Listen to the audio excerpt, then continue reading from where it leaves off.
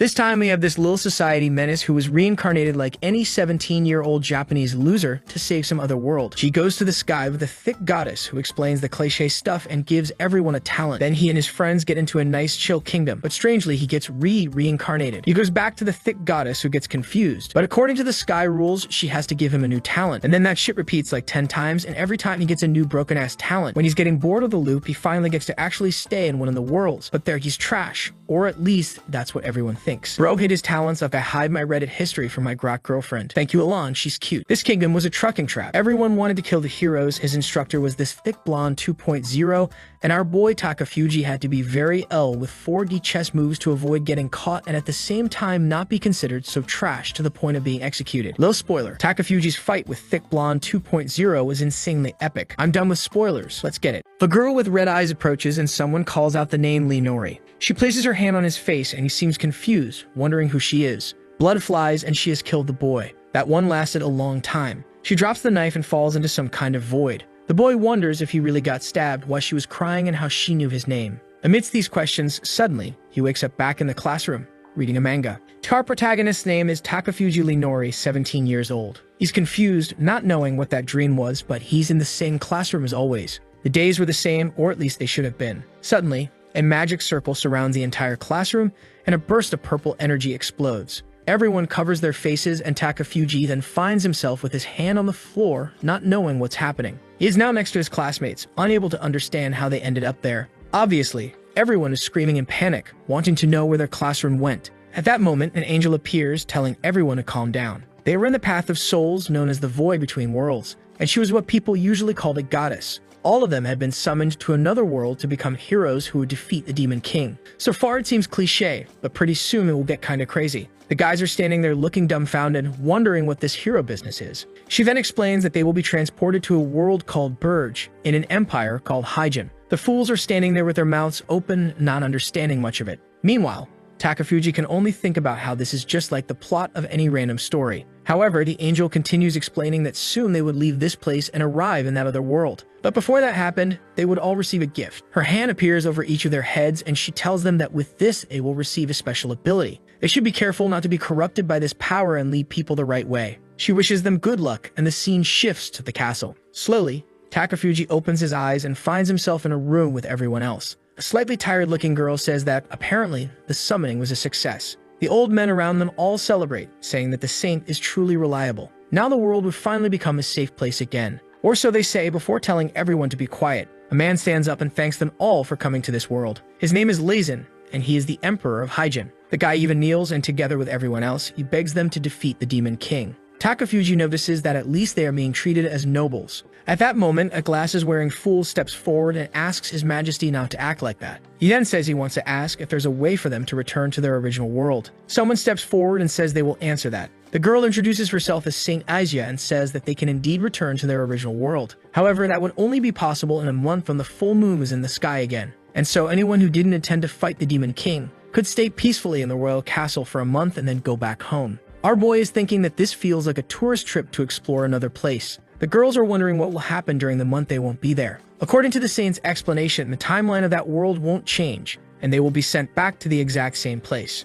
Our boy is thinking that all of this seems way too convenient. Something feels off. Then the saint asks who wants to return after a month and says they just need to say so and no one will stop them. The group looks like they want to speak up, but she just pleads with them to save her country and this world. Takafuji thinks that normally, this is the moment when some hero wannabe steps forward and declares they will fight for them. But here there's only silence, meaning it looks like his class doesn't have a hero. The guy with glasses then says that everyone seems a little uncertain and asks if they can make this decision later. The king is there with his eyes closed, and our boy just notices that for now, everyone is pretty calm. Then Leisen says that in 1 month they will be able to choose whether they want to return to their world or sign a contract to become heroes here. Today is a celebration, so they should enjoy themselves. Our boy thanks them and immediately goes to try the food. Tasting another world's cuisine is perfect. He's excited to find out what ingredients are used in a fantasy world. But suddenly, the same portal that appeared beneath his feet in the classroom shows up again. He assumes it must be the work of the Empire's mages, who have already mastered their magic to this extent. He's truly eager to experience everything in this fantasy world. But then someone calls out to him. They want to know why he is the only one with a circle beneath his feet.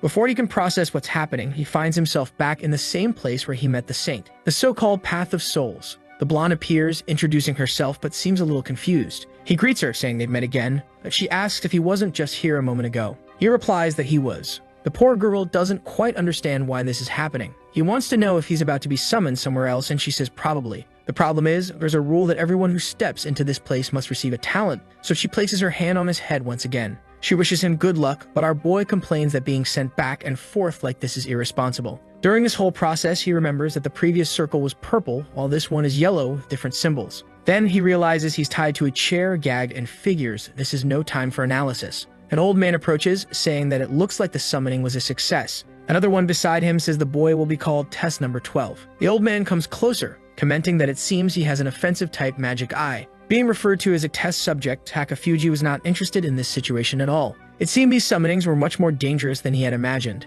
The two lunatics start smiling, saying they will now proceed with the experiment. It's more than obvious to our boy that this is one of those crazy scientists. The man steps forward with his scalpel, saying it's time to find out what his magic eye is all about. The old man explains that there are records stating that humans summoned from another world develop a magic eye upon arrival, and his job is to prove that it's true. Our boy quickly realizes that this so-called magic eye must be the gift he received from the goddess when he arrived in this world. The old man stretches out his hand, explaining that it would be problematic if the boy had an outburst of rage or lost control. That's why he will be put into hypnosis. For a second, Takafuji is startled, but then he just watches the man casting his magic circle. The old man realizes that not only is the effect minimal, it actually seems like it's not working at all. The problem is, this is supposed to be an advanced hypnosis spell. Takafuji finds it ridiculous that this is what they call advanced magic. At that moment, the other man calls for the doctor. Takafuji's left eye holds the magic eye of time, while his right eye contains the magic eye of truth. The man is shocked and celebrates, saying that possessing two eyes of such caliber is extremely rare.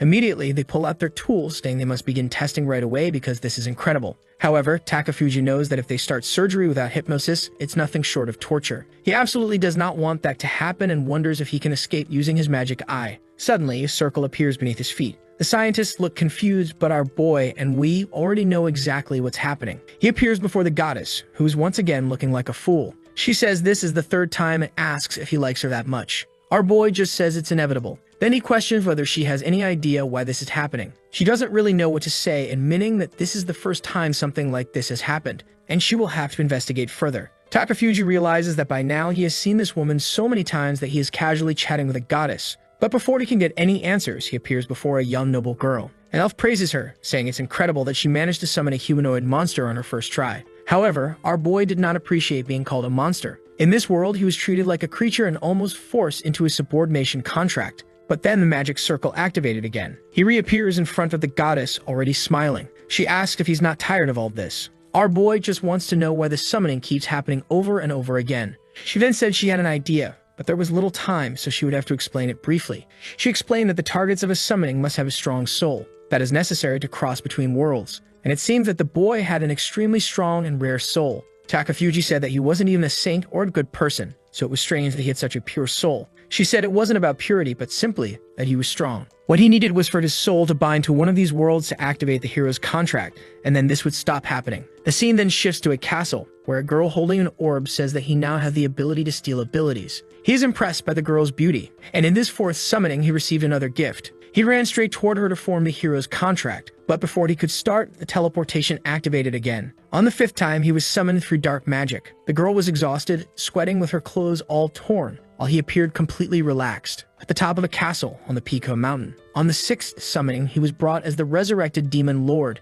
and all the monsters celebrated. But now, back in the sky, the angel commented that he had been accumulating incredible abilities. He was impressed, but then she said that the next summoning would probably be the last. That's why she would now combine all his abilities, and when he was summoned again, he should check his status. He would probably be able to see it with his right eye. Inside a castle, someone welcomed the hero. He calmly opened his eyes, thinking, here we go again. But suddenly, he was now with other people in this place. A high school student named Ryu Shinzaki and another girl named Tamaki Kurosawa. She called out to her friends, and a final girl named Ewe Isogai appeared. At that moment, someone on the throne spoke. The king said that according to legend, they must be heroes. The protagonist noticed that everyone summoned here knew each other, except him. Everyone was wondering why he was summoned randomly among these three. They all turned to the king, who questioned if the three of them were the heroes and he was just an extra person brought along. The other three confirmed, and the man said this was the first time he had heard of such a thing. Then another girl arrived, asking if they were the heroes from the other world. She introduced herself as the first princess and personally took credit for summoning them, saying they should be grateful. Our boy immediately realized that this one was one of those annoyingly self-important princesses. She then informed them that they were now in the kingdom of the rising sun, a place where not only humans existed but also demi-humans and demons. Obviously, the demons were the enemies, led by the Demon King. They had their own nation and were invading all territories. That demoness really seemed dangerous. Be careful, young mortals. That was why all of humanity had joined forces to summon heroes. However, only women of royal blood could do it, and of course, she was the chosen one. Each country was obligated to train the heroes they summoned to kill the Demon King. They must have realized by now what a brilliant plan this was. However, Takafuji understood that their plan was just to summon a bunch of heroes and hope someone would take care of things. The princess asked them to become stronger as representatives of this kingdom and to kill that shameless Demon King. At that moment, Tamaki spoke up with a question. How were they supposed to return to their original world? The princess simply said that was impossible. After all, they should feel honored to be the proud heroes of the kingdom of the sun and should be grateful for their situation. Our boy was fuming, thinking that these bastards needed to take some customer service lessons from the kingdom of Hyjin. The king then told them to place their hands on the stone to discover the talents they received as heroes.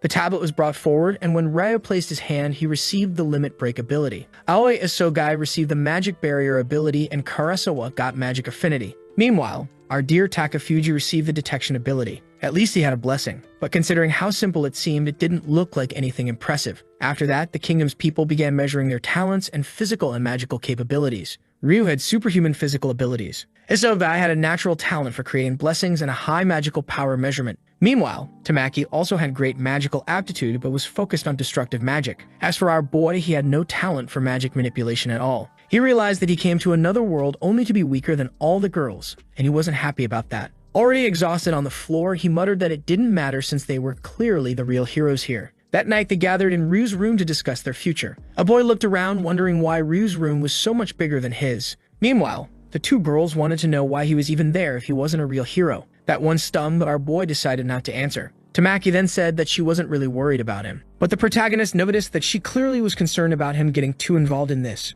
She was obviously not an honest girl. Ryu then said that the detection ability he had could actually be very important. Takafuji noticed that each of them had very different opinions about him. Ryu then said that even if the boy was weak, Oa could just put a magic barrier around him. She agreed, saying that if he wanted that, then fine. Our guy just thought that for someone so quiet, she was actually really cute. That's when he stopped to think that all three of them were really attractive. 3 lucky people in life. Tamaki then wanted to know if it was really okay for them to stay in this country. Ryu was about to say something when someone else commented that the country wasn't bad and the treatment was nice. They all looked at our boy, who was signaling for them to stay quiet. In his notebook, he had written that there were people listening to their conversation, so it was best not to say anything suspicious. The 3 of them stood there looking dumbfounded while he realized that the so-called blessing of detection was already proving useful. Even though he had no physical or magical talent, it was truly a remarkable ability. He could sense the presence of people or creatures beyond walls. For example, at this moment he knew exactly who was spying outside. When he was in his own room, he tried to keep the maids away, but they always came back. He then wrote in his notebook and asked Aoi to cast a soundproof barrier. It wouldn't hurt to try, and she began her chant. The circle spread,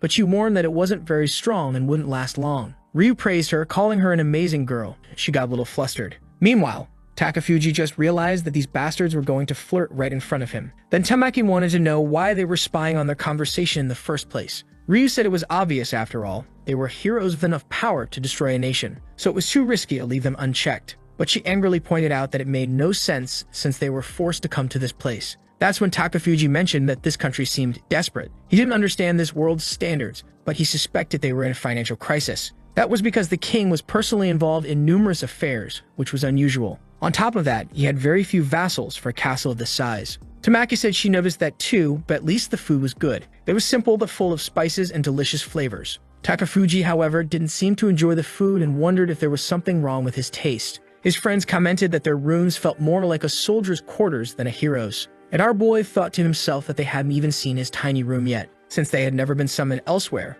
they had nothing to compare it to. But he still remembered his arrival in Hyjin very clearly. Then he told the 3 of them that they needed to consider an escape plan from this country, since his detection ability let him avoid all surveillance. In the meantime, they also had to figure out how to return to their original world and get out of here. Since the 3 of them were considered this place's only hope, there was no way they were going to let their hope return to their world. Besides, even though the princess had said there was no way to go back, it seemed like a lie or something she was hiding. Ryu said he agreed with the boy. The problem was that they were still weak and didn't know enough. So for now, they needed to observe things for a while. Suddenly, Tamaki moved closer to our boy. She commented on his yellow eye and asked what that was. Our boy quickly covered his face, realizing he had forgotten about that detail. After all, it wasn't common for a Japanese person to have a yellow eye. But Ryu just said that everyone has secrets they don't want to share, so it was best not to bother the guy about it. Every teenager goes through a phase like this, but soon enough, you grow out of it. For now, they should just ignore it. Our boy noticed that Ryu thought he was wearing a contact lens to look stylish like a protagonist, but maybe that was actually a great excuse. So he told him to behold the power of the mystical eye. Sometime later, he was back in his room, wondering what was up with this eye. He checked his status, and man, there were a lot of attributes listed. The problem was that, just like us, he didn't know this world's average, so he couldn't say for sure how strong or weak he was. But judging by the physical tests, maybe they were bad or something was off. Then he decided to check his abilities. He had a different ability in each eye, the Demon King's dark magic, the ability to steal abilities, and finally detection. He then noticed that he had some strange attributes, probably received when he was summoned as a monster. He belonged to the demonic race and was classified as a vampire with the rank of Baron. He had a debuff called Hatred of the Sun God. During the day, his attributes were reduced to 1/10, and he couldn't use his abilities. Now it all made sense. He had struggled during the tests because he was exposed to sunlight, and the food tasted bad because it had garlic. Not to mention, when he looked at the girls, he found himself strangely interested in biting their necks and drinking some fresh blood. This whole time, he had been so focused on using detection that he had forgotten to check what was happening inside his body. Multiple strange eyes, vampire traits, and all sorts of mutations. He couldn't even understand what he was anymore. Little by little, he started to remember everything that had happened. After recalling everything and considering all the summonings, here's what he has. The detection ability allows him to sense any presence near him. He then grabs an old spoon and says that with another ability, he can consume the energy of a material and create a weapon. With that, the cast iron spoon transforms into a knife. The red eye man, motion detection, absolute measurement, long-range vision, microscopic vision, night vision, clairvoyance, illusions, X-ray vision, photographic memory, perception of external gazes. My God, what a list. He notices that at least everything was vision-related. It was some kind of eye 2.0. What he doesn't quite understand is the yellow eye. The description stated that magic circles seen by that eye could be transferred to his pupil and activated at will. He decides that later he'll have to take some time to study the magic of this world. The problem is that the list of abilities is long and there are several he doesn't understand. At least the vampirism part isn't too complicated. If he drinks enough of someone's blood to kill them, they turn into a ghoul. If it's a virgin, they become a subordinate vampire if he drinks their blood. If not, the person just turns into a ghoul. Additionally, he can simply kill someone, give them a bit of his blood, and they will become his servant too. Two interesting parts are that if he drains all the blood, he can steal the person's memories and also their abilities. As long as he can use his powers freely at night, he's sure it won't be hard to get stronger. But first, he needs to adapt to this body and this world. The next day, under the sunlight, someone introduces herself as the Knight Commander of the Kingdom of the Rising Sun. The peculiar blonde's name is Igiana Ishida. Our boy, who is just a little bit sexist, says it's amazing that there's a female knight and commander in this place. Maybe that's possible in fantasy worlds, or maybe it's related to their financial issues. Then the woman calls out to the two girls, saying that they seem to have talent for magic, but they need to learn the basics of martial arts. Normally, they would start with strength training, but she thinks that won't be necessary. Our boy, however, isn't excited about this. Apparently, his stats aren't as impressive, considering that Ryu has 1500 strength and everything above 1000. Tamaki has more HP than him and 3500 intuition, while Aoi has slightly less intuition, but a bit more in everything else. The stats of the three, from the moment they appeared, already surpassed the limits of a human in this world. Then Igiana tells them to choose what suits them best and later learn the basics of martial arts. However, the fool over there would be different. She warns that first they need to develop his physical strength. The problem is that the boy is doing push-ups under the sun, which is destroying his attributes. Not only is he weaker during the day, but he also gets severe headaches. Igiana says she will personally train him, so he better take it seriously. But the poor guy is already getting dizzy, and there's no way for him to escape this. Suddenly, the princess, who is annoying as hell, asks for permission to enter with her group. That's exactly what Takafuji is thinking too. However, she wasn't alone. There were other people beside her. Since the woman next to the princess stood close to her, she was probably someone of high status as well. She was a beautiful woman, but her expression was cold like a doll with a fake smile. Igiana greeted the princesses and asked what brought them there. Takafuji immediately stopped training and sat back, completely relaxed, curious to see what would happen. The other girl just greeted them politely, while the annoying princess dramatically stated that she had put aside her commitments to come say hello, so everyone should be grateful.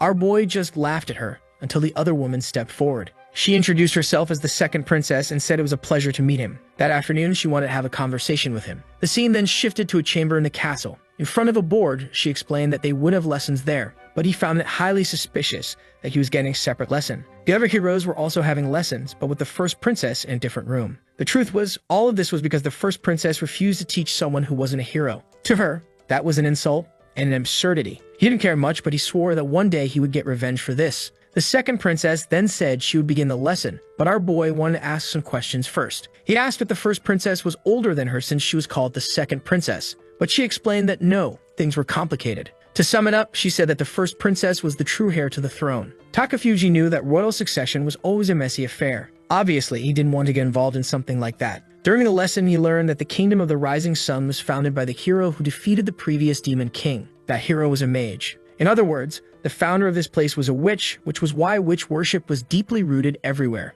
The throne was always passed down through female heirs. They chose a king to marry, and only then did he become regent to govern the country. However, if the queen requested a divorce, he would stop being king. Thanks to the second princess, he learned about history and the fundamentals of magic, but he was already exhausted and went to sleep. Later that night, he started studying magic since the next day would be a practical test. At least he managed to borrow a book from the second princess. He knew she definitely didn't like that he had fallen asleep during class and didn't like that he asked for a book either. But just like a doll, she simply smiled and said it was fine. Looking at the pentagram, he said it was time to test what he couldn't manage the night before. He then activated the true mystic eye and observed the circle. In theory, he should be able to record it in his retina to use whenever he wanted. The problem was that nothing was happening. He wasn't even sure if it was activating at all. He also tried with other magic circles, but as he expected, nothing happened. So far, everything had been a complete failure. Then he remembered he had the 2.0 eye, saw some paper nearby, and started drawing the circles. The vision in that eye was so good that he could perfectly recall every circle he had seen before coming to this world. In theory, that should have been impossible due to the old man's hypnosis.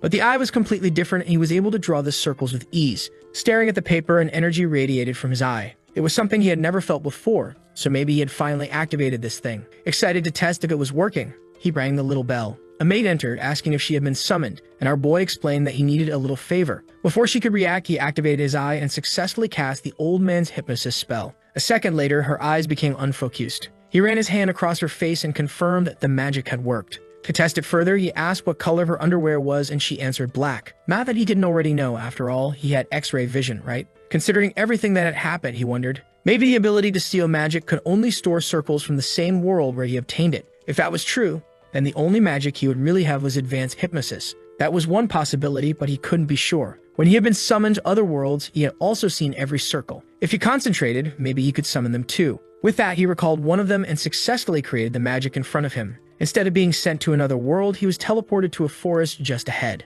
Apparently, he could use this as a teleportation spell, and he could combine the red eye's long-range vision with the yellow eye's portal ability. With that, he could leave the castle anytime he wanted. Now that he was far away, there was no danger in testing other spells. He then touched a wall and created a dark magic circle. With this ability, he could control inanimate objects, move them freely, and store them in his shadow. Objects controlled by this magic couldn't interact with anything outside the spell's influence. However, he could release the control, allowing normal interaction. While it was a useful spell, it also had inconvenient limitations. With dark magic, he could also use Shadow Step. The ability allowed him to enter one surface and exit from another nearby. Inside a thin tree, he found it strange. He felt like he was in a spacious area. He then decided to test the creation ability again. A rock began to dissolve, and he transformed it into a sword. He focused and started recalling every movement his eye had captured from the commander. With just one look, he memorized them and effortlessly executed the same cuts. Now that it was nighttime, he planned to practice as much as possible since he'd be exhausted by morning. After some time, he was completely drained but had the feeling that something had improved. Then a window popped up,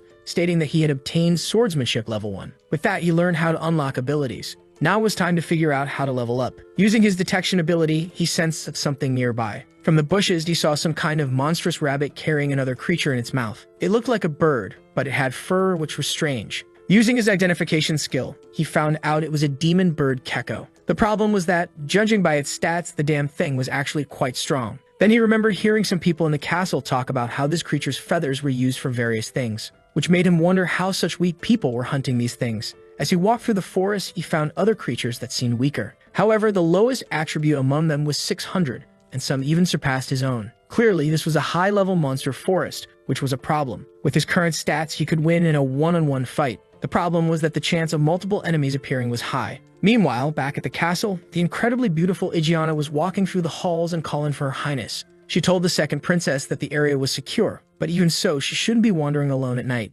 However, the princess then said she wanted to have a conversation with her. She asked if it was true that artifacts weren't being used in Takafuji's training. The commander replied that none of the heroes were using artifacts yet. The girl pressed the issue, asking why and pointing out that sooner or later, they would have to use them. The woman glanced to the side and then said that artifacts increased strength, but these heroes were not ready yet. Without physical and mental strength, they could become too dependent on them. That's why, for now, the best approach was to monitor them and prepare them gradually. The girl lowered her gaze, then smiled, saying that she really should never have questioned the strongest human. The commander remained silent for a second before saying that her smile had lost its former shine. The second princess turned and said she hadn't even noticed that. Igiana then wanted to know her opinion on the first princess, to which she responded that she knew the girl was talented, dedicated, and an ambitious woman. However, the commander questioned whether she truly believed that. Then the second princess said that the place was safe from dangers, but not safe from people who listen in on conversations. She then wished her good night and left. The commander remained there thinking that Princess Aaliyah was being very cautious,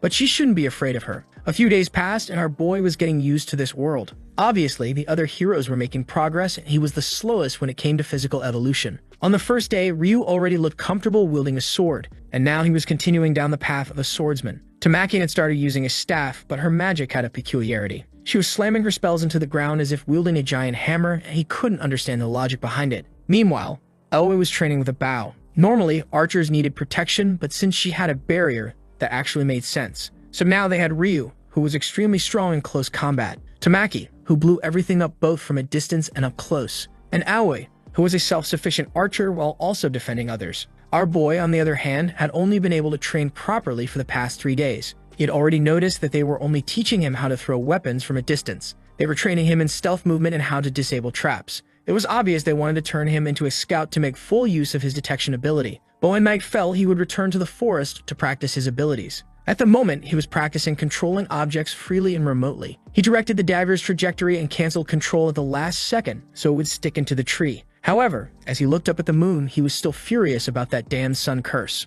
He wondered if it would disappear once he leveled up. For now, all he could do was keep improving his abilities. The demon bird Tekka was there, drooling as it prepared to eat when something came rushing toward it. Man, it was Takafuji flying at full speed. The guy was practically off the ground. Now he was using his dark mana control combined with object control to restrain creatures. With that, he easily approached, locked eyes with the beast, and activated hypnosis. The monster froze, allowing him to get close without any risk. He finished it off, lifted it with dark magic, and stored it in the void. Man, he could enter his own void without a problem. And since he was a vampire, you already know what he was about to do. Taking advantage of the fact that no one was watching, he drank the monster's blood. Once he was done, he left the area. He quickly located his next target, but this one was ugly as hell, and he knew it wasn't going to taste good. Unfortunately, beggars can't be choosers, so he kept hunting until there was nothing left to do. As dawn broke, he teleported back to his room. So far, this had been his daily routine. Then Nala entered his room, greeted him, and told him to wake up. Our boy had been trying to use hypnosis on her as little as possible,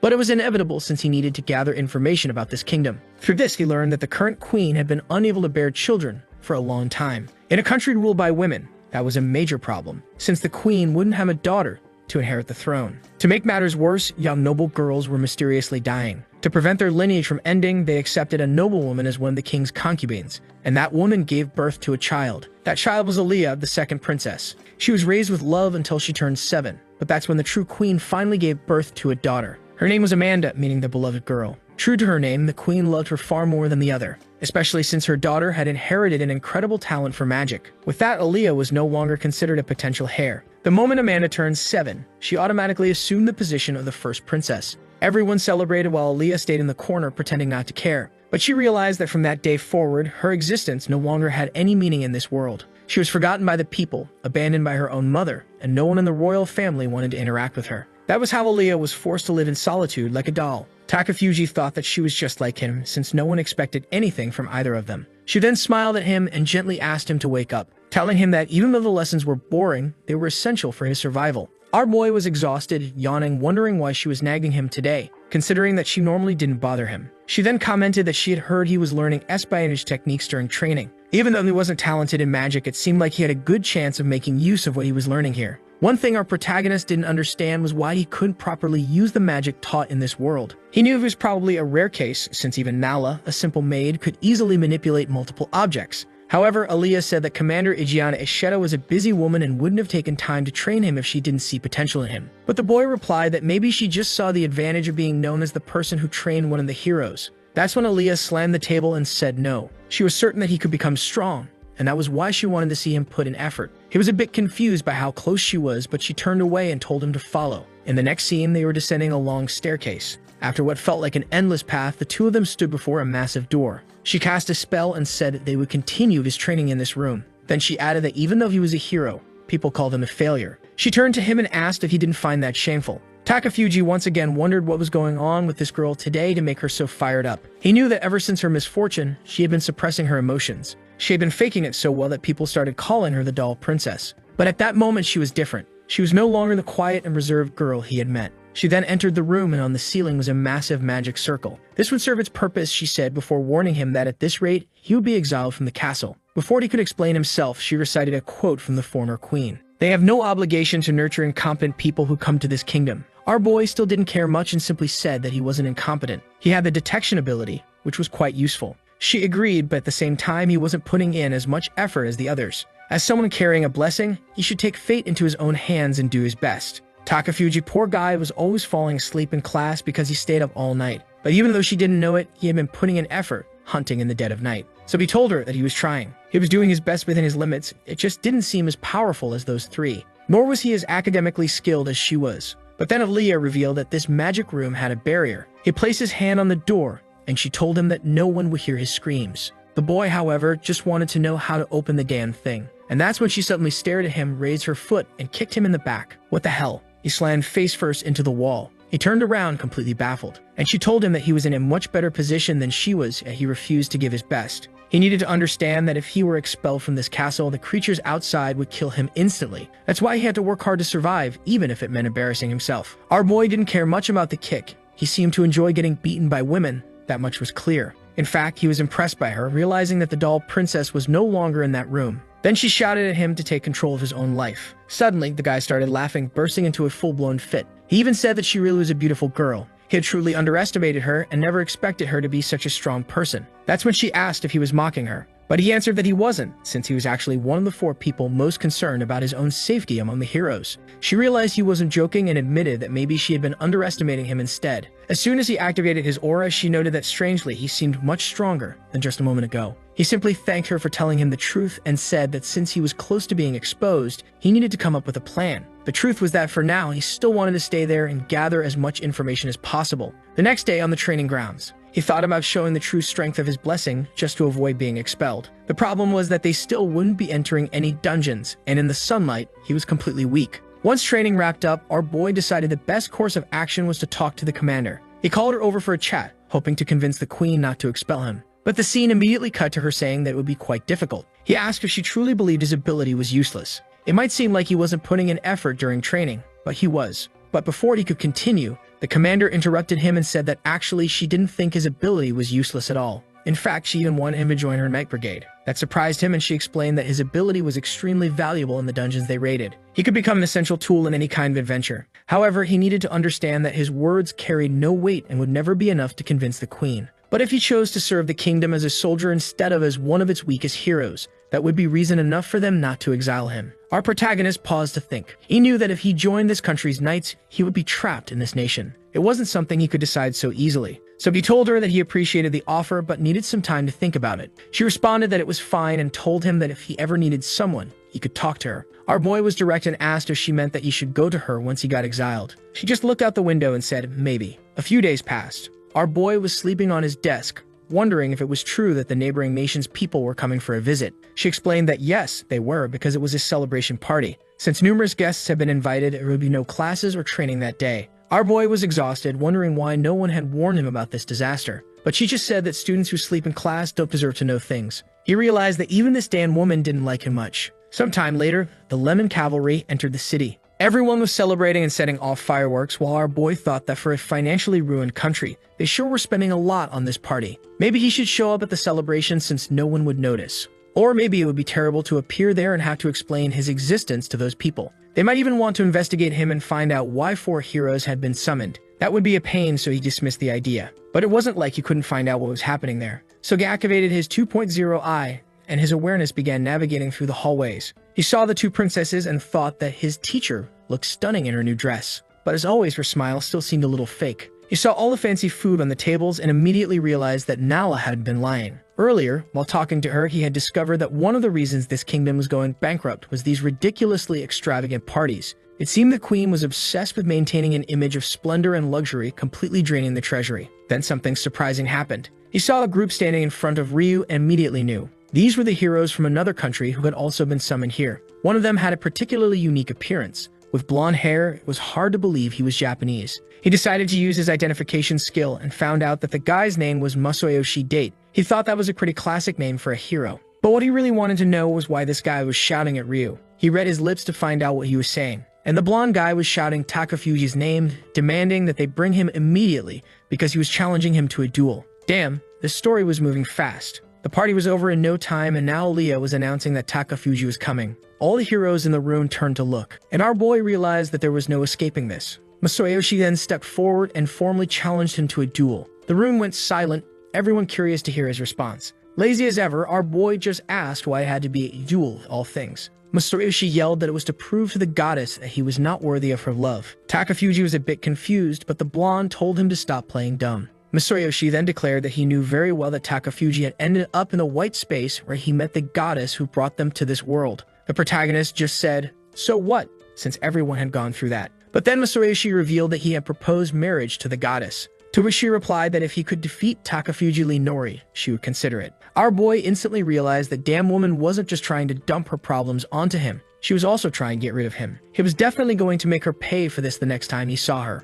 Strangely, the other heroes were looking at each other, confused about this white space and goddess talk. At that moment, Takafuji realized that they had been summoned differently since they had no idea what he was talking about. It would be too much trouble to explain everything, so for now, he decided to just play dumb. So he told the guy that he had no idea what he was talking about, but he accepted the duel. The blonde smirked, and our boy said that now they just needed to decide on the format. If there was a one-on-one combat duel, that would be way too easy. After all, unlike the other heroes, he didn't have a superhuman body or a combat-specialized class. Surely this guy hadn't gone through all this trouble just to bully someone who had all the disadvantages in the world. If that was the case, it would be downright pathetic. Masayoshi shouted that of course not, and he would accept any duel Takafuji proposed. The crowd was shocked that he had agreed to such stupidity. Then our boy mentioned a dungeon where he was supposed to train with the knights. They could compete to see who would be the first to kill the first floor's boss. Masayoshi agreed, saying it was a great idea and accepting the challenge. But Ryu warned our boy that while he might be able to navigate the dungeon with ease, he wouldn't be able to kill the boss. However, our boy just smiled and said he had a little plan. The duel was scheduled for the next day, and shortly after the duel, the queen asked if he was Takafuji Nori. She demanded he explain why he had accepted a duel and been completely pulverized. Our boy thought pulverized was the perfect word. Masayoshi was a force of nature. No creature in that place stood a chance, and even the boss fell in seconds. On the other hand, our boy had used detection to sneak past everything. The objective conclusion was that he had been utterly crushed in this duel. The queen then said she had been ignoring just how lazy and weak he was. She had believed in him because the knight commander saw potential in him. But with this act, he had brought weakness to the kingdom. And that was something she could not forgive. Olia already knew what was coming, and sure enough, the queen declared that Takafuji Nori was banished from the kingdom. The first princess seemed pleased, while the other two girls looked a bit sad. But the one smiling the most completely happy was our boy. That bastard definitely wanted this to happen. The queen asked if he had any objections, and he said yes. He wanted to know exactly how he had harmed the kingdom. She said it was obvious. By losing the duel, he had stained the kingdom's reputation. He then explained that if it was just a race, then yes, he had lost. But the duel's actual wager was about worthiness. It was just a battle to determine who deserved to be loved by a certain girl. Additionally, they had promised not to let anyone outside the duel know the results. Not to mention, he wasn't even considered a hero in this kingdom, and his presence wasn't revealed to other nations. With no power, no influence, and no one knowing who he was, there was no way he had brought dishonor to this place. After all, the duel was nothing more than a silly game. However, he had taken advantage of entering that dungeon to use his detection ability. A few guys tossed a bag of money, and he said he had gotten this small reward. The queen and princess were impressed, and he said he was offering this little treasure to her majesty. She seemed pleased, while our boy simply stated that it had been easy to find with his ability. The truth was that Takafuji just didn't want to leave the castle yet, so he used these coins to buy himself more time there. That way, he got rid of the queen's and Masayoshi's nonsense for a while. And now, he was back to his usual nights of hunting, leveling up peacefully. As long as no one knew he was still getting stronger, he was fine. The only annoying part was that he was starting to get sick of drinking that bird's blood. He glanced to the side and realized he was in the same spot where he had started hunting that night. The forest was really messing with his sense of direction, and he wondered if there was another way to use detection. He activated his demon vision along with detection and noticed a barrier leading to another area. It was some kind of illusion that made people unknowingly change direction. But with his eye, he could see through it and wondered if there were stronger creatures hidden inside. He'd always teleport back if anything dangerous appeared, so he stepped in.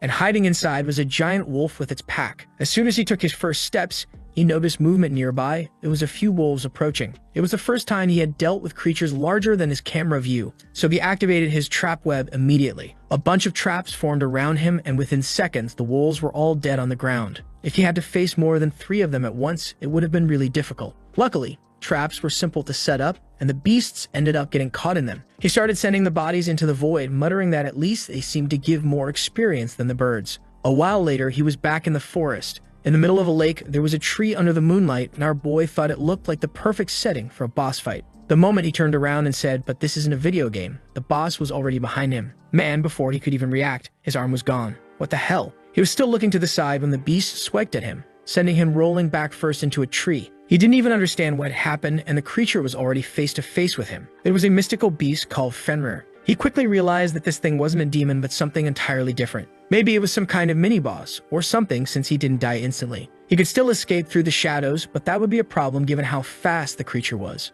But he didn't have much time. Fenrir was already lunging at him with a bite to finish him off. The monster destroyed the tree, but our boy was no longer there. He had already teleported to the top of another tree and flew away with a wing. Remembering the world where he had gained his vampire powers, he thought, "I never expected I'd need to use this so soon." Fenrir looked up and questioned why he had come there. The fact that it could speak meant it was definitely a special kind of beast. Our boy replied that he had just gotten lost in the forest. But the wolf called him a liar, saying that he had clearly crossed the illusion portal and entered this place intentionally. Takafuji admitted that he was curious. Normally, an illusion was used to protect something important, and he wanted to know what it was. Fenrir, however, said that enough talk.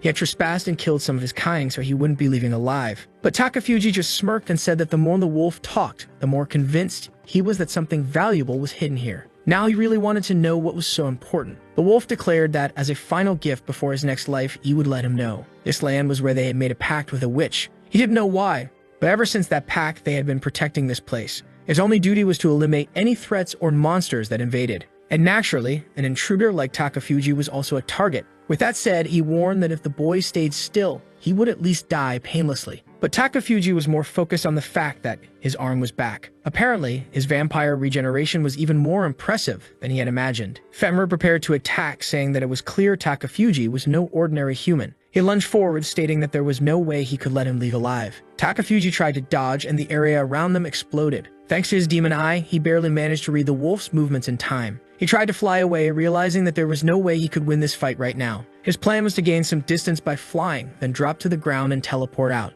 But mid-fall, the creature launched a barrage of ice attacks. Takafuji raised his arms to protect himself, but the attack struck a tree instead, slicing it clean in half. The wolf turned its head toward him for just a second, then in an instant, it was already lunging for another bite. Another explosion of force, and he barely escaped to the side. The monster was so fast that he had zero chance of using hypnosis, and it was becoming impossible to find an escape route. He saw a waterfall ahead and wondered how the hell he was going to get out of this. The wolf was coming from above, sending another ice attack while preparing to bite. Our boy braced himself, but this time his wings were completely shredded. Fenrir grinned, then came in for the final attack. But Takafuji grinned back, activated his ability on the ground, and sent up a barrage of spikes. Fenrir barely managed to dodge to the side, avoiding being impaled. Takafuji had been storing leftover tree trunks in the other dimension in case something like this happened. The problem was that the situation hadn't exactly gotten easier because of it. As Fenrir locked eyes with him, Takafuji tried to find an opening to use teleportation. He wanted to use hypnosis to distract the beast for just a second. So he began casting dark magic again, muttering that he'd have to buy some time. He pulled out a few daggers, and the wolf prepared to counter. Takafuji knew he had to create at least one opening. He expanded his aura while the wolf wondered what the boy was up to. The protagonist knew that the creature was overwhelmingly strong. He had nearly gotten his back torn apart by a bite. At the last second, he pulled out more knives and hurled them toward Fenrir's head. The wolf thought it was a pointless move. Such a poorly planned attack wouldn't work on him. He swung his tail, sending out another ice barrage, but our boy blocked with his knives. At least thanks to his regeneration, as long as he protected his head and legs, he could keep moving and stay alive. Meanwhile, Fenrir was starting to be impressed by how persistent this kid was. Our boy then activated a black thread trap. The surrounding trees had already been marked, and the wolf was caught in the bindings. For the first time, Fenrir seemed to be immobilized. Takafuji smirked for a second, but within moments, all the trees shattered. The wolf simply stated that something like that wouldn't even leave a scratch. Stunned and terrified, Takafuji went back to trying to escape, realizing that he had only one option left. As he dodged more ice attacks and the wolf lunged in for another bite, he prayed that this would work.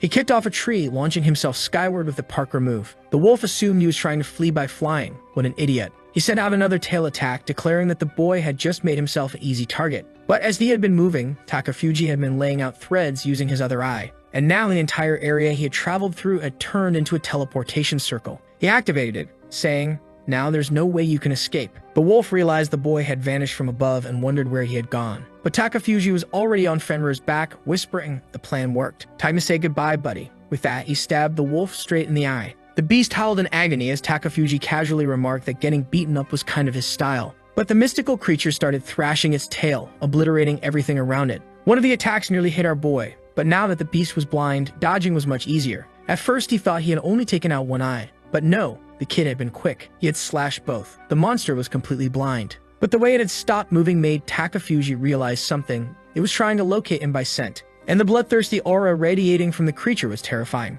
Once again it lunged for a bite, but our boy simply said, "Yeah, I think it's time to go." Its attacks had slowed and teleporting away was now easy. The wolf was left behind, wondering where the hell that bastard had gone. After a few teleport jumps, Takafuji collapsed into his bed, completely exhausted. After all that suffering, all he had managed to do was slightly injure the creature. But next time he would win. From that day forward, he began infiltrating the castle's equipment storage, gathering high-quality materials and metals, just in case another emergency like that ever happened again. During the fight, Takafuji had managed to steal some of Fenrir's fur. The material had crystallization and hardening properties. As soon as he applied a bit of dark magic, it immediately solidified. That explained why every time the monster attacked, there was an energy surge in its strikes. If this was a material that reacted to being touched by humans, he wondered what would happen if he crafted a weapon with it. He ended up creating a type of thread called Gleikner. These were indestructible strands no matter how much force was applied to them, and when infused with magic, they hardened and crystallized. For him, this was perfect. Not even Fenrir himself would be able to break it.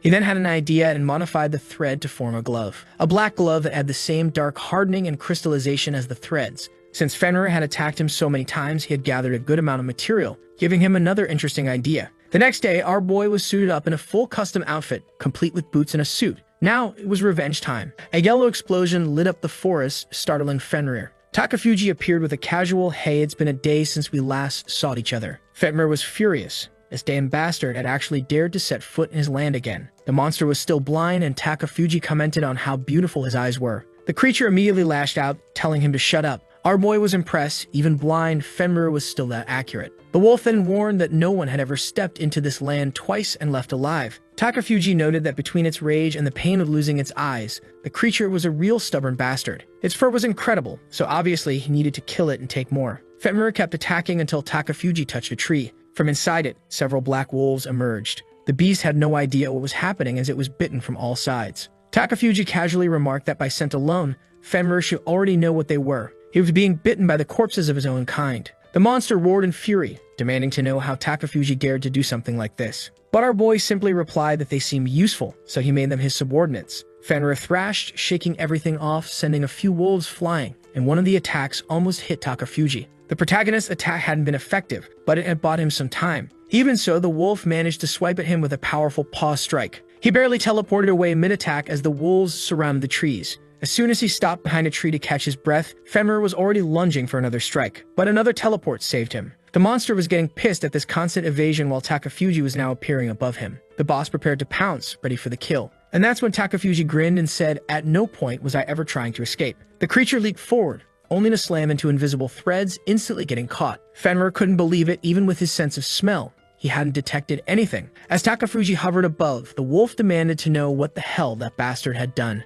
And our boy explained, "These threads were made from your own fur. That's why you couldn't detect them. it smelled the same as you. Since the moment he had arrived, every attack he had received, every wolf he had sent out, it had all been a distraction. While the monster was busy, he had been weaving the trap the entire time. Now that Fenrir was immobilized, there was nothing he could do. Takafuji bid him farewell and activated the thread's compression. The lines tightened, pulling the beast to the ground. The watching wolves stared in silence. Fenrir, in disbelief, wondered if this was really the end. If he died, the pact would also be broken. But my guy, too late for that. Takafuji didn't just kill him, he had already drunk his blood. That single death alone earned him 5 levels and some extra abilities.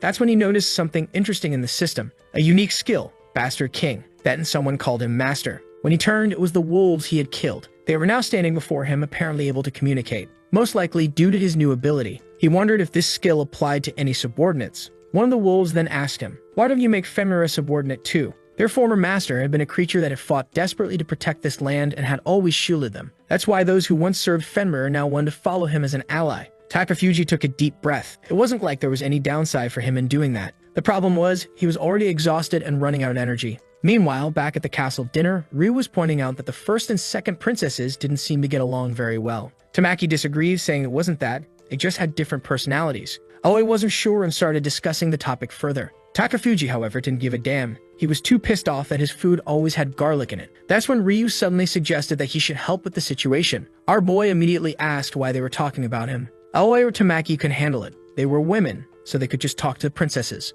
But Ryu insisted. Takafuji had classes with the second princess and was closer to her, so maybe it would be easier to find a way to bring the two sisters closer. Takafuji simply replied that the first princess was stubborn as hell, and trying to make peace between them would never work. But then Ryu told him not to worry, just ask, and she would listen. Our boy had no idea why, and Ryu explained that it was because she was completely in love with him. Judging by the girl's reactions, our boy realized that Ryu's reputation was going straight down the drain. Ryu then added that if he accepted, he could ask for a free day once a week. And since our boy hated daytime training, he agreed instantly. The problem was that first, he had to talk to the first princess. So he knocked on her door. She was already standing there with her arms crossed, saying that she was only talking to him because Ryu had asked her to, so he better speak quickly. The moment he stepped inside, he already wanted to go back to his room. Before he could even open his mouth, she declared that for today only, she would allow him to address her directly. He should feel very grateful for such a rare opportunity. He ignored everything she was saying and instead noticed how luxurious her room was. Seeing his reaction, she smugly assumed he was fascinated by the wealth she possessed, riches he would never obtain in his lifetime. He then pointed at a duck figurine and asked if she really liked that. Amanda scoffed, calling him an idiot. She was royalty. Everything she owned was either a gift from her mother or from noble families. Our boy just wanted to disappear from there and decided to get this over with as quickly as possible. So he finally brought up the subject of her relationship with the second princess. Amanda immediately cut him off, saying that she had never cared about her. Takafuji realized he shouldn't have accepted this stupid deal. Tired of the theatrics, he flatly stated that Ryu had asked him to help the two princesses talk more. But Amanda replied that she personally had no interest in that. He didn't quite understand why, and she said that as a commoner, he shouldn't even be getting involved. He rubbed his face in frustration. He was going to have to take the easy route. He again mentioned that this was a request from Ryu, and that he would be very sad if this opportunity didn't work out. Suddenly, she was enthusiastic, asking him to explain the details of the plan. At the very least, she was childish enough for that tactic to work. Some time later, Amanda explained that their relationship hadn't always been this way. When they were younger, they got along very well. They talked and spent all their time together. Aaliyah was always intelligent and loved playing with her and having fun. That's why Amanda had always liked following her around. But one day, out of nowhere, Aaliyah started distancing herself. Shortly after that, Amanda turned 7 and received the title of First Princess, inheriting the right to the throne. That was when she discovered that Aaliyah wasn't really her sister, nor was she the daughter of the same mother. From that day forward, everything changed, leading to the strained relationship they had now. The truth was that to become queen, she had undergo extremely strict training. It was only through that experience that she realized just how exceptional and kind Aaliyah was. She found herself wishing that Aaliyah was still by her side. But the adults never allowed that to happen, and the distance between them only grew. She turned away and said that was all she had to say. Takafuji at least understood now. All of her arrogance came from how the adults had raised her. Just like her room, it had nothing that truly reflected her. Everything she owned and even her personality to some extent had been shaped by others. Acting superior was just the only way she could express even a little individuality. Amanda then lay down on her desk and said that now that she has shared everything, you should give her some advice. Takafuji told her that she should go to Aaliyah and say, "From now on, I'm calling you my sister." But Amanda replied that if she said something like that, all the maids would start gossiping. He laughed and asked if the maids were somehow above the princess. It was strange that the future queen wasn't even allowed to decide how to act. She tried to explain that it would only cause problems for Aaliyah, but he told her that Aaliyah wasn't as weak as she thought. She hesitated for a moment, then finally said that she would consider what he had said and thanked him. Without saying anything, he just left the room. Sometime later, he told everything to Nala. The maid listened but didn't seem too excited about it. Still, she said she would deliver the message. Our boy knew that this was the best way to get the message across since Nala was also close to the second princess. The next morning, Nala came to him saying she had something to tell him about the second princess. He asked what it was, and she said that Aaliyah had sent word that today they would have a special training session. Poor Takafuji already knew that meant trouble was coming. In the middle of a busy street, there he was, following the two princesses around. He wondered why they had to come all the way here just for a lesson. Aaliyah explained that getting accustomed to the streets and atmosphere of the city was an important part of social studies. That was why he would be accompanying her to a shop. He asked what they were going to buy, and she suggested that they should take a look at some accessories. Already inside the store, he wondered why a princess was personally shopping for something like this. She was completely engrossed and then asked him which one he thought looked better. Not caring much, he just said both looked nice. That's when Aaliyah told him to focus, the gift wasn't even for her. He was confused, so Nala explained that it was a present for the first princess's birthday. After delivering his message, Aaliyah had replied that tomorrow they would go out together to buy a present for her newfound sister. He said he understood, but wanted to know why they cared about his opinion. Aaliyah said that since he had entered her room and talked for a long time, maybe he knew more about Amanda's tastes than she did. However, she explained that her room only had gifts and nothing she had chosen herself, so anything would do. The second princess asked if that meant gifts were useless, but he explained that a gift's value came from who gave it. That was why he believed that whatever she chose would already be enough. Nala thought the boy was being kind, but he was just giving the fastest answers to get home and sleep as soon as possible. Still, the second princess was happy and immediately went to buy the gift. The maid praised our boy, saying that thanks to him, they had this idea. And seeing Aaliyah smile, she added that it was really nice to see her happy again. Aaliyah turned around, asking what they were talking about, and Nala quickly covered it up. 5 days passed. At the very least, he had been invited to the first princess's birthday party. The place was filled with ridiculously expensive food and high-status guests.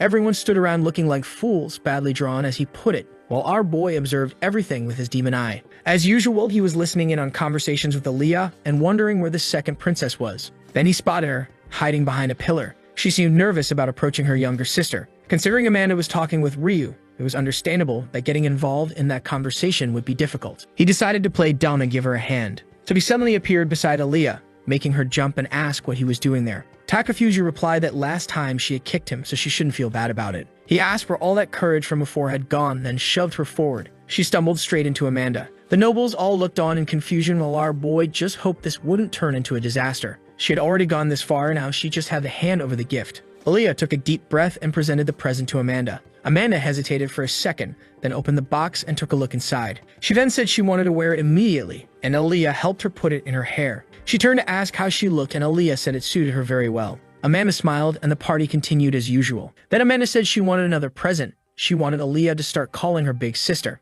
Aaliyah was caught off guard and suddenly found herself remembering their time together as children. She then said that she would be happy to. Amanda was surprised, and they hugged in an emotional moment. Meanwhile, Takafuji just stood there, thinking that at least this problem had been solved. Strangely, the king and queen also seemed happy about it, which made him think these girls had been dragging this out for no reason. Ryu told our boy that it had really been a great idea to have him handle this, to which our boy replied that he had worked hard to make it happen, so he better get a good reward. Ryu said okay, he would try to find something worthwhile. But looking at the two princesses, he was genuinely happy that it had worked out. Takafuji, on the other hand, just thought that this guy really always acted like a perfect hero. He then said goodbye, stating that he was going to get some fresh air. When he stepped outside, Aaliyah approached him and thanked him. Our boy just told her not to worry, there was no one around to listen to the conversation. Aaliyah smiled, saying that his detection ability really made things easier. Takafuji then asked if she felt better now that she had started expressing her emotions. She got angry, saying that if anyone never showed emotions, it was him. But suddenly, there was a bloodbath on the ballroom floor. Everyone was in shock, and our boy realized that after this, Aaliyah would never be called the doll princess again.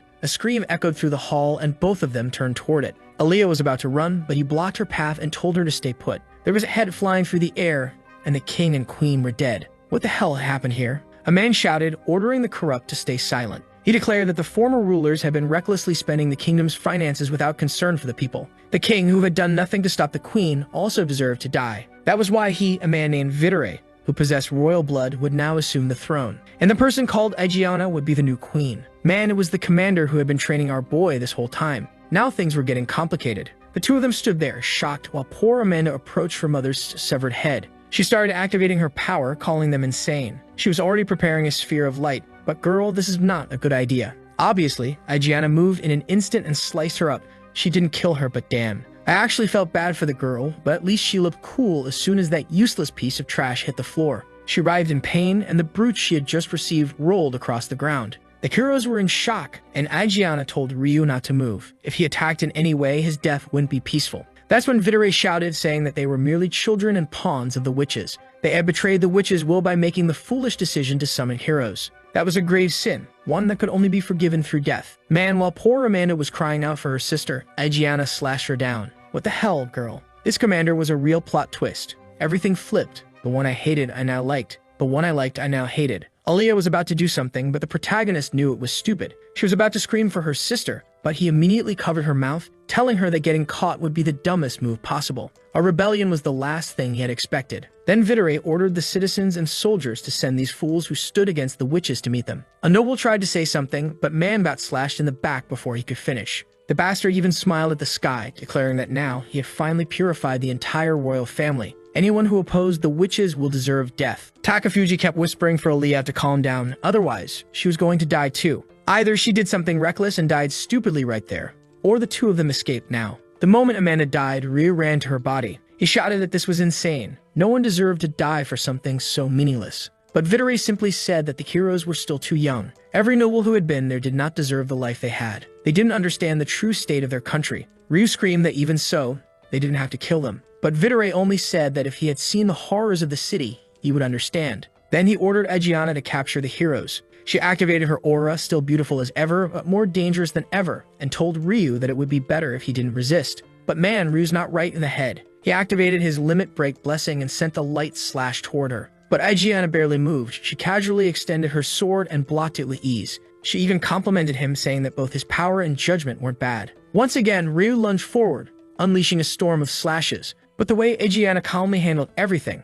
it was clear the boy had zero chance. His attacks were ripping apart the hall while Aoi held up a barrier, locking an onslaught of swords. Tamaki said that they needed to get Ryu out of there and escape immediately. The problem was that they were completely surrounded by soldiers. This wouldn't be easy to resolve. Aegiana remained calm while Ryu was already exhausted. She commented that since even Tamaki wasn't making a move, this victory would be easy. Ryu barely blocked another strike before she leaned in close and asked, "What are you going to do?" Even if he kept fighting, he couldn't win. It would be better if he surrendered so they could be captured. Then she would end the second princess right now. Aaliyah lay there, collapsed while our boy warned her straight up. "You need to go now. If you stay here, you're going to die. You heard that, right?" She hesitated, but he pushed further, asking if she was really going to give up again after all this. Aaliyah realized what he meant. He was talking about her sister, about how she'd abandoned her that time. And that was when she decided she wasn't going to give up. She would survive, so that one day she could get revenge. She wasn't going to let Aegiana decide how she would die. He smiled and said that if that was the case, he would help her escape. But from now on, he wasn't going to call her the second princess. He would just call her Aaliyah. At that exact moment, Ryu's sword was shattered. He realized he didn't stand a chance, and Aegiana said, "This is the end." Man, she kicked him right in the gut with the sharp edge of her heel. That one hurt. The poor guy spat out his lunch from 3 days ago, and Tamaki immediately saw that this wasn't going to work. He was completely down on the ground, and she realized that the longer they stayed there, the more dangerous things got. She decided she had to save Ryu immediately, but in just 1 second, Aegiana obliterated Aoi's barrier with a single strike. Both girls were stunned, but the commander just gave the order to capture everyone. Man, the soldiers came in and slammed the two of them onto the ground. They should at least be thankful they didn't get their heads cut off. Then she ordered them all to be taken to prison. And just to rub salt in the wound, Aegiana gave Ryu one last look and questioned whether she had wasted too much time trying to train him. As Aaliyah watched the scene unfold, she thought that at the very least, the girl wouldn't be able to escape alone. But girl, she wasn't alone. She had our protagonist. Using his detection ability, he pinpointed the best corridor for them to take, allowing them to slip past without the guards noticing. As they ran, Aaliyah was amazed at how far he could detect people's presence.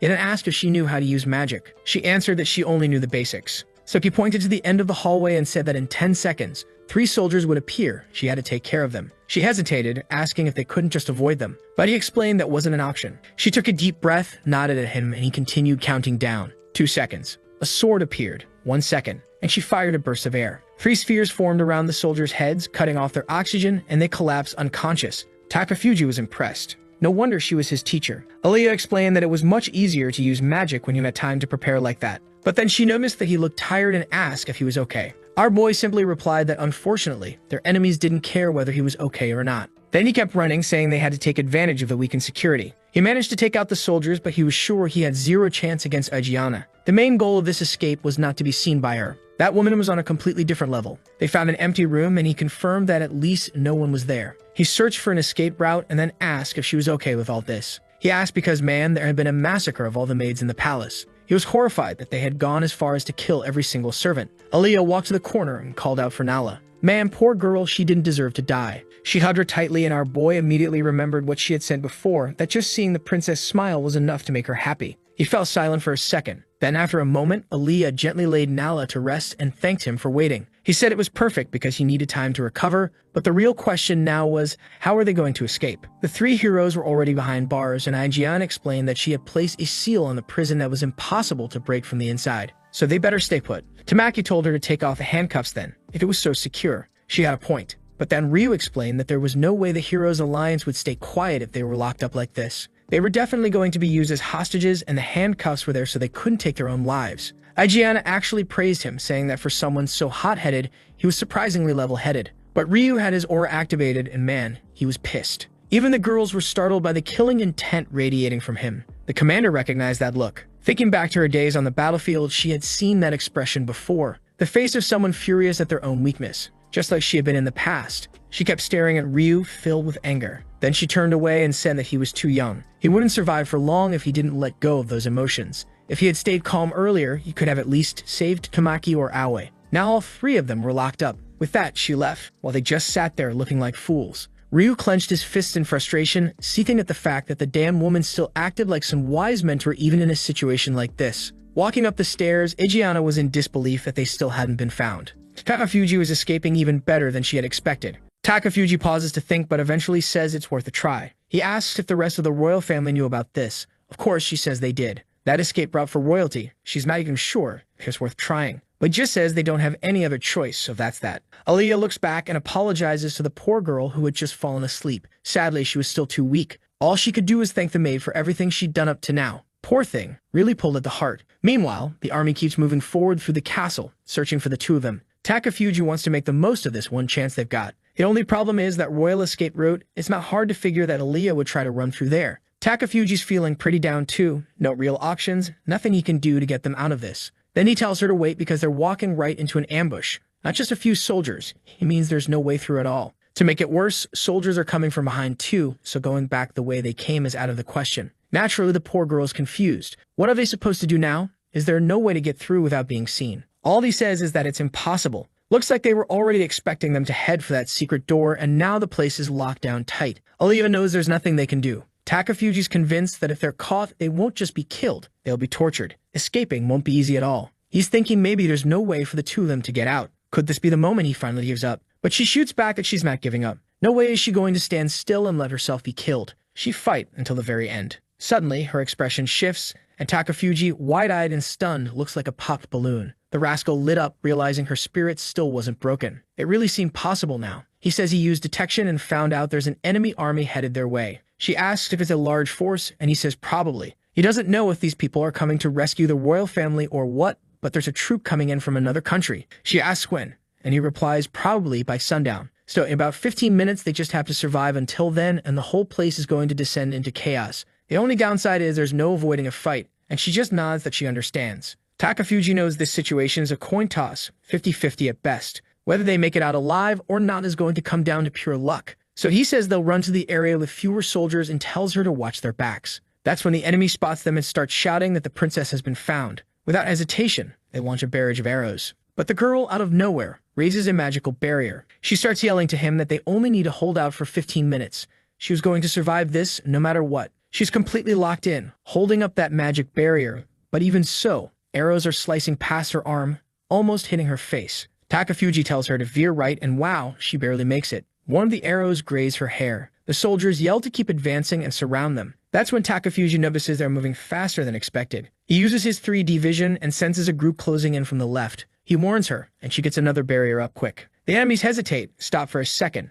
but not for long. That shield only held for about 10 seconds. Takafuji's impressed they haven't been sliced up yet. She's exhausted, poor thing, but they keep moving through the halls. The sun's starting to set, but unfortunately, they hit a dead-end room, twisted, closed off and hopeless. She's losing faith and Takafuji apologizes. No matter which way he looked, there were soldiers everywhere. No way to escape. Right then, more soldiers arrive, shout out that they found them, and get ready to fire another volley. Aaliyah tells them to hide, and the soldiers debate whether to charge or not. They end up deciding to keep firing instead. The problem is her magic is running out, and at this pace, she won't be able to keep blocking for long. Another barrage comes, and now her shield's shrunk down, smaller and weaker. She's barely holding it together. Explosions are going off in every direction, and the soldiers yell to get ready for the next strike. But she keeps pushing. No one expected her to be this relentless. She puts up another shield and arrows keep flying. That's when she turns and calls out for Takanori while the soldiers cheer, thinking it's all about to be over. Then they realize, wait a minute, one of them's missing. Aaliyah's starting to wear out.